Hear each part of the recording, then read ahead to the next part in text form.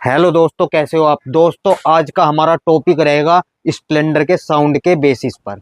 दोस्तों अगर आप एक अच्छे मैकेनिक हो और आपको करना है बाइक का फुल इंजन, तो चलिए देता हूं आपको तगड़ी जानकारी। कस्टमर आपसे कहेगा कि मैकेनिक भाई बाइक के साउंड में मजा आ गया, तो चलिए बताता हूं आपको कि क्या करना है। सबसे पहले आपको गियर बॉक्स को चैम्बर में लगाना है, अपनी क्रैंक को सेट कर लेना है। उसके बाद में आप कोई भी अच्छी कंपनी का आपको ऑयल ट्रीटमेंट लेना है। ऑयल ट्रीटमेंट आप इस तरीके से इंजन में अप्लाई करना है, बैरिंगों में अप्लाई करना है और गियर बॉक्स में अप्लाई करना है। बाइक का साउंड मक्खन की तरह हो जाएगा। दोस्तों कस्टमर ये कहेगा कि वाह मैकेनिक भाई मजा आ गया। गुड बाय दोस्तों।